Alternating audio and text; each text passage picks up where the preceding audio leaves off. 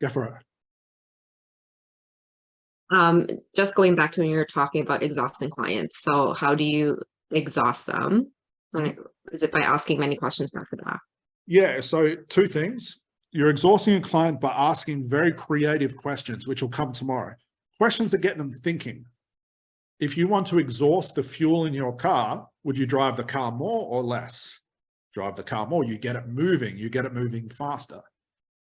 Where you find the blocks are, and that's why we have Mac, is when we don't get creative with the questions. And that's when your clients get tedious. And I had it too, ask the same questions over and over.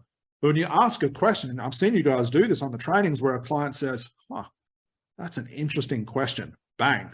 Let them think on that. Put the pressure on. When they come back with an answer, say, no, Natasha, I don't want that answer. What was happening just before that? And they go, well, and they zone up. That's what we're doing there. And you've probably seen me do this a couple of times. If you're not happy with a client's answer, just say, no, not that answer. What's the other one you've missed? When it's just, when it's very conscious, you can negate that answer. And basically we're saying indirectly, start thinking again. Because I don't care what the answer is. I want to know what happened in between when you got that answer. That's where ACH sits. Does that make sense? So you exhaust your client with creativity, and you also exhaust your client by keeping them in those moments, keeping them in those unconscious moments where the unconscious mind takes over. Does that make sense?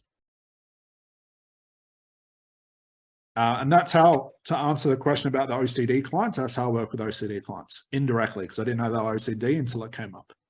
It was just exhaust them creatively. Okay.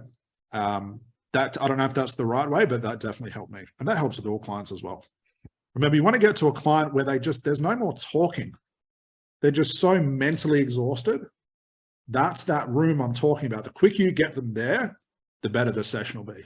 Because remember, being in a place where there are no thoughts has to be the right answer, because where they were before was full of thoughts, and those thoughts weren't serving them anymore.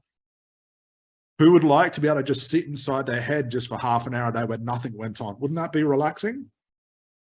It'd be creative. That's where you want to take your client. Because remember, the majority of their answers are a mixture of conscious and unconscious. And it's probably like a 80-20 split, more conscious and unconscious. So again, that's how I did with OCD clients.